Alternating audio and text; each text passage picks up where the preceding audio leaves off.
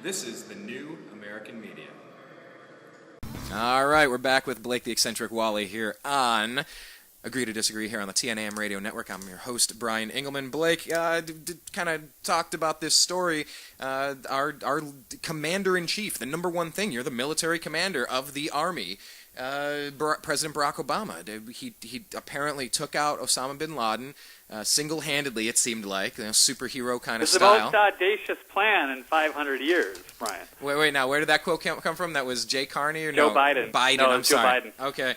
Well, let's set us up. Paint the picture and tell us how this story played out, because this is just something that my jaw dropped when I heard this. Well, this is what Obama pretty much ran as, ran for re-election on. Like, he was the guy that got Osama Bin Laden, and it was his leadership that got it there. And then Joe Biden, of course, said it was the most audacious plan in 500 years. And you got all those great pictures out of the White House Situation Room where they're looking all concerned, watching the Osama Bin Laden raid happen in real time. So, but it's a little bit of a contradiction. I don't know if you want to play that clip, Brian, if you have it. I don't have it. Oh, okay. Former aide Reggie Love, Obama's close is body man, as they call it, whatever that means. Yeah, but I was asking you that. What? you brought it up. That was your idea, yes. Why do they call him the body man? And I heard Lou Dobbs say this the other day too. Well, what is the deal with that? Do you know out of any other situation of any other person where oh, don't worry about him, that's just his body man? I've never heard that before, but that's how they always refer to Reggie Love. So, Reggie Love basically said. Well, hold on. Yeah. Maybe I can actually get it here, and then we can. I spent the entire day at the White House, and probably, typically, the weekends, he'll work a half day. And this is that the 8-minute video, Brian? No. We worked we were there until almost, I think he went on TV at midnight, and almost midnight. And sat around in the private dining room, kind of most people were down in the Situation Room, but he was like, I'm not going to be down here. I can't watch this entire thing. And so he, myself, Pete Souza, the White House photographer, and Marvin, we must have played 15 games of Spades. Yep, there you have it. There you have it. So, Mr. Fearless Obama watching the Osama Bin Laden raid. No, he said he didn't want to watch it or be there for the whole thing. So they ended up playing 15 games of Spades with some of the White House staffers while this supposed raid was going down. That was his legacy, and it's just all, I don't even know what to say anymore. It's just another big embarrassment. So it's absolutely hilarious, and I don't know what else I can say, Brian. What was that quote that they kept using? Detroit has been saved and Bin Laden is... What was that thing that they kept saying at the convention? Right. I'm having a mental... and Bin Laden is dead. Detroit is alive. Detroit is alive, Bin Laden is dead, or something like that? They need to start playing those quotes, that audio, and then showing, Obama playing cards. Showing a deck of cards while all that stuff is going on. Yeah, pretty embarrassing. So that's the big legacy. Oh, there we go. GM is there we go. The raid or not. GM is alive and Bin Laden is dead.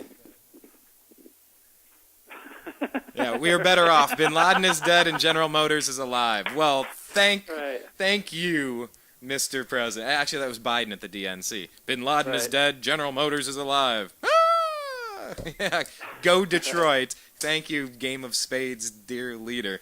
All right, so that's pretty much all we have on that, because this is the guy that's being worshipped as our commander-in-chief. Just pointing out, what are we pointing out? Souza, the White House photographer, Marvin, we must have played 15 games of Spades. Do you know how long 15 games of Spades takes? That's a long game. That's not a quick game. It takes a few minutes. Yeah. I'm not sure exactly, but 15 games sounds like a very long time either way. So while this whole thing is going down, so supposedly going down, we won't get into that. No. But the point is That was his legacy. That's what he ran on. That was the big deal. That's the big talking point when you talk about what did Obama get done in his, he got Bin Laden. Well, did he really? Or was he playing cards with his body man?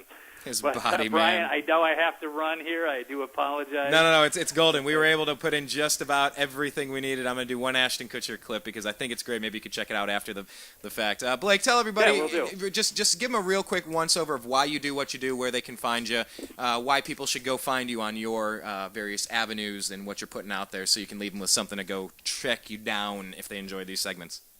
I'm just a guy who was concerned about the state of the world and the state of the media and not getting what I wanted to, not believing what they're doing. So I've decided to drive the media on my own as well and get involved. So I've started a blog, theeccentricperspective.com, and then later evolved into a radio host for freedomizerradio.com, where I've got a show called The Eccentric Perspective, which I do Monday, Wednesday, and Thursday from 12 to 1:30 Pacific. You can subscribe to the podcast by going to iTunes and searching Eccentric Perspective, but the best place to follow me is on Twitter at Eccentric99. And Brian, pleasure as always. Thank you for having me. Absolutely, sir. You take care, be safe, and we'll be talking again soon. That is Blake Walley, everybody.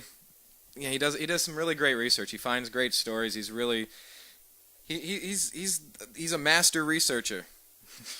He's a funny character, and we don't agree on every topic. Come on, you don't agree with your spouse or boyfriend or girlfriend on every topic. You don't agree with your coworkers or siblings on every topic by any stretch of the imagination. But that's what we do on this program. It's called Agree to Disagree, and we're allowed to have these conversations. And what I'm going to do, I'm going to hit reset real quick. I just want to play you this Ashton Kutcher speech because I found it pretty moving. I liked it. I found it a couple days ago at the Kids' Choice Awards. I think it's a really good message. It's timely, and I think more people should. I think Ashton Kutcher playing the role of Steve Jobs in this new movie coming out. I think it kind of woke something up in him and reminded him of what it means to be someone that tries things, takes chances, takes risks, and makes stuff happen. And I like that. I think we need more of that and less of an entitlement society. I fight real hard to try not to be a burden on other people. I try real hard. And I know life can get in the way. I know we all suffer through tragedies and bad stretches of life, whether that's a bad day, a bad week, a bad month, a bad stretch of years. People have bad decades, all right? But ultimately, the game plan is to get your act together and improve yourself. And don't be a drag and a burden around all of those that are around you, that are surrounding you, that are supposed to be there to love and support you. Because they're not supposed to support you. You're supposed to support yourself and help somebody else. And the more that you take, you're taking from someone less fortunate than you because you weren't working hard enough. And I really liked what he said here because it takes a tenacity to build the new American media. And I'm not tooting my own horn or patting myself on the back necessarily, although it does sound funny when I do. I'm talking about Steve Jobs and Apple. I'm talking about any entrepreneur that tries to build something of value. It is very difficult to be successful. That's why more people don't do it. And to demonize successful people is pretty ridiculous in my book. Because, I'm just going to stop and let Ashton Kutcher explain this because I don't want to run over any of his lines. I just thought it was a great message to the kids. We're going to play it in just a second. My name's Brian Engelman. This is Agree to Disagree here on the TNAM Radio Network here at the NewAmericanMedia.com. You are listening to the New American Media.